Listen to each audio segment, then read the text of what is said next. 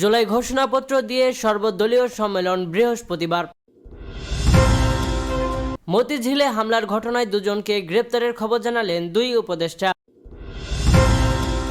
আরও জানিয়ে দেব ভারতে প্রথমবার প্রকাশ্যে শেখ হাসিনা, ভাইরাল ভিডিওটির সত্যতা কতটুকু।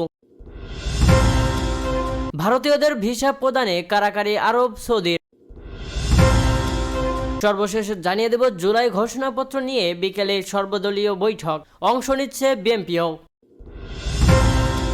পরবর্তী সরকারের প্রধান উপদেষ্টা অধ্যাপক ডক্টর মোহাম্মদ ইউনূসের নেতৃত্বে বৃহস্পতিবার জুলাই ঘোষণাপত্রের বিষয়ে একটি সর্বদলীয় সম্মেলন অনুষ্ঠিত হয়। বুধবার প্রধান উপদেষ্টার প্রেস উইংয়ের deputy president secretary Abul Kalam Azad Majumdar এই তথ্য নিশ্চিত করেন। তিনি বলেন, বৃহস্পতিবার বিকেল 4টা থেকে সন্ধ্যা 7টা পর্যন্ত ফরেন সার্ভিস একাডেমিতে এ সম্মেলনের আয়োজন করা হয়েছে। রাজধানীর মতিঝিলে দুপক্ষের পাল্টাপাল্টে বিক্ষোভ কর্মসূচিতে ক্ষুদ্র জাতিগোষ্ঠীর শিক্ষার্থীদের উপর হামলার ঘটনায় দুজনকে গ্রেপ্তার করা হয়েছে, তবে তাদের পরিচয় জানা যায়নি। বুধবার রাতে ফেসবুক পোস্টে আইন উপদেষ্টা অধ্যাপক আসিফ নজরুল ও উপদেষ্টা মাহফুজ আলম গ্রেপ্তারের বিষয়টি জানিয়েছেন। রাতে নিজের ভেরিফাইড ফেসবুক অ্যাকাউন্টে আসিফ নজরুল এই ঘটনার কয়েকটি ছবি শেয়ার করেন। ছবির ক্যাপশনে তিনি লেখেন, এই ঘটনার অবশ্যই বিচার হবে। দুজন ইতোমধ্যে গ্রেপ্তার হয়েছে। আর উপদেষ্টা মাহফুজ আলম রাতে ফেসবুক পোস্টে লেখেন, ইতোমধ্যে দুইজনকে গ্রেপ্তার করা হয়েছে, অন্য যারা জড়িত তাদেরও গ্রেপ্তার করা হবে। ঘটনা পূর্বাপর তদন্ত হবে, আর রাজপথে কারো সন্ত্রাস চাঁদাবাজি চলতে দেওয়া হবে না। এর আগে বুধবার সকালে পাঠ্যপুস্তকে আদিবাসী শব্দ সংবলিত গ্রাফিতি রাখা ও না রাখা নিয়ে মতিঝিলে জাতীয় শিক্ষাক্রম ও পাঠ্যপুস্তক বোর্ড ভবনের সামনে দুপক্ষের বিক্ষোভ কর্মসূচি চলাকালে মারামারি ঘটনা ঘটে। এতে সাংবাদিক নারীসহ বেশ কয়েকজন আহত হন। পাঠ্যপুস্তকে আদিবাসী শব্দ প্রবেশ এবং জুলাই গণঅভ্যুত্থান বিরোধী অখণ্ড ভারতের কল্পিত গ্রাফিতি সংযোজনের সঙ্গে জড়িতদের শাস্তি 5 দফা দাবিতে স্টুডেন্ট ফর সভারেন্টি নামের একটি সংগঠন বুধবার সকালে এনসিটিবি ভবন ঘেরাও করে। একই দিনে সংক্ষুব্ধ আদিবাসী ছাত্র জনতার ব্যানারে ক্ষুদ্র জাতিগোষ্ঠীর একদল লোক পাঠ্য বইয়ে গ্রাফিতিটি পুনর্বহালের দাবিতে এনসিটিভির সামনে কর্মসূচি পালন করতে যায়। তখন এই হামলার ঘটনা ঘটে। ছাত্র জনতার গণ অভ্যুত্থানের মুখে গত 5 আগস্ট ক্ষমতাচ্যুত হয়ে ভারতে আশ্রয় নেন সাবেক প্রধানমন্ত্রী শেখ হাসিনা। সর্বশেষ তথ্য অনুযায়ী তিনি এখনও ভারতে অবস্থান করছেন। এরই পরিপ্রেক্ষিতে সাম্প্রতিক সামাজিক যোগাযোগ মাধ্যমে ফেসবুকে শেখ হাসিনার একটি ভিডিও প্রচার করে দাবি করা হচ্ছে ভারতে প্রথমবার প্রকাশ্যে শেখ হাসিনা। ওই দাবিতে একটি ভিডিওটি ফেসবুকে প্রচার করেছেন অনেকেই, তবে ফ্যাক্ট চেকিং প্রতিষ্ঠান রিউমার স্ক্যানার জানায় ভিডিওটি সাম্প্রতিক সময়ের নয় এবং অনেক পুরনো। বুধবার রাতে এক প্রতিবেদনে রিউমার স্ক্যানার জানায় ভারতে প্রথমবার প্রকাশ্যে শেখ হাসিনা শীর্ষক দাবিতে প্রচারিত দৃশ্যটি সাম্প্রতিক সময়ের বা ভারতের ধারণকৃত নয়, বরং 2022 সালে যুক্তরাজ্যের ধারণকৃত শেখ হাসিনার একটি ভিডিওকে আলোচিত দাবিতে প্রচার করা হচ্ছে। ওই ভিডিওর সাথে আলোচিত দাবিতে প্রচারিত ভিডিওটি তুলনা করলে সাদৃশ্য পাওয়া যায়। ইউটিউবে প্রচারিত এই ভিডিওতে উল্লেখ করা হয় এটি 2022 সালে 18 সেপ্টেম্বর ব্রিটেনের রানী শেষকৃত্যের আগের দিন ধারণকৃত।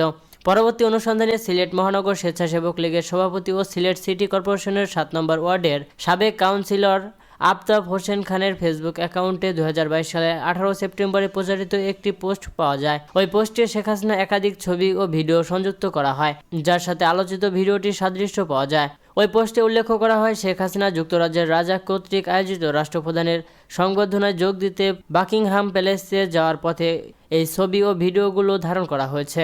পোস্টটিতে যুক্তরাজ্যের হোটেলকে স্থান হিসেবে ট্যাগ করা হয়। উপরিল্লিখিত ইউটিউব ভিডিওটির স্থান হিসেবে একই হোটেলের নাম উল্লেখ করা হয়েছিল।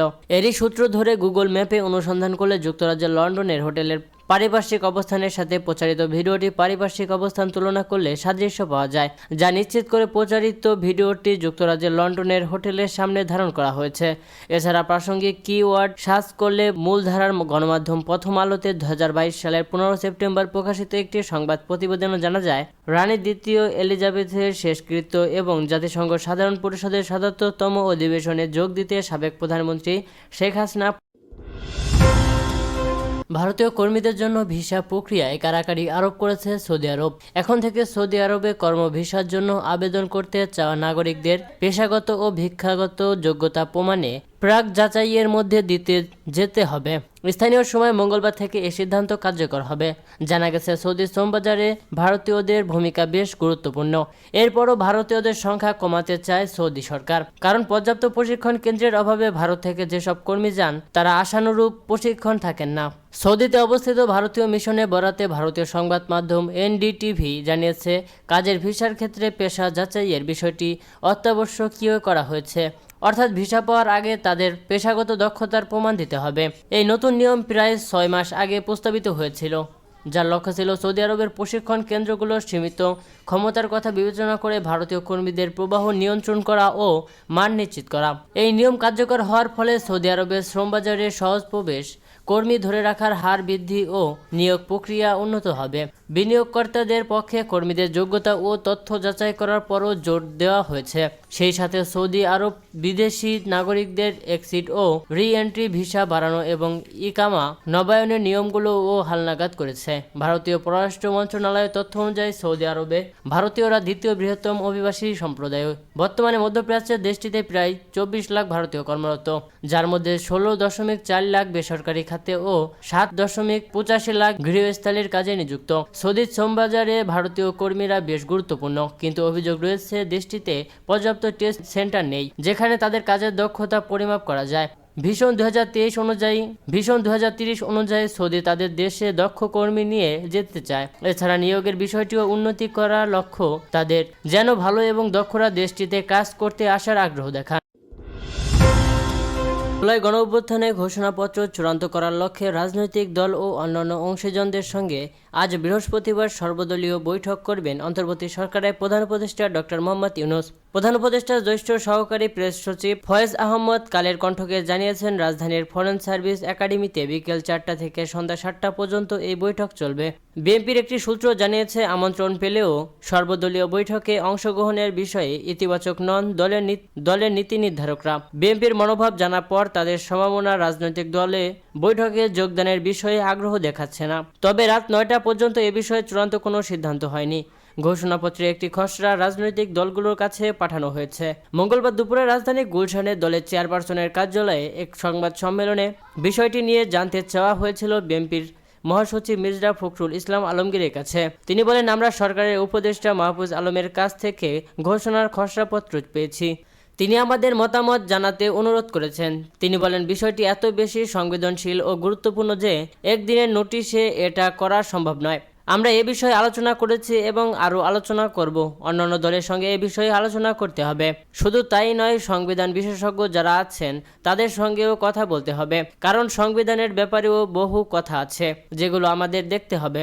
দলীয় সূত্রে জানা গেছে, সরকারের দেওয়া খসড়া ঘোষণাপত্রের বেশ কিছু বিষয়ে বিএনপির একমত নয়। বিএনপি এ বিষয়ে দলীয় আলোচনা করছে। তাছাড়া বিএনপির দাবির পরিপ্রেক্ষিতে দায়সারাভাবে গত 15 বছরের গুম, খুন ও নির্যাতনের চিত্র তুলে ধরা হয়েছে বলে মনে করছে দলটি। এছাড়া 72 সালের সংবিধান বাতিল বা সংশোধনের বিষয়টি উল্লেখ করা আছে খসড়া ঘোষণাপত্রে। দলটির নেতারা মনে করেছেন, এর মানে 72 সালের সংবিধান বাতিল করার লক্ষ্য নিয়েই এই ঘোষণার পত্র তৈরি করা হয়েছে। এর আগে গত 31 জুলাই বৈষম্য বিরোধী ছাত্র আন্দোলন ও জাতীয় নাগরিক কমিটি ঘোষণা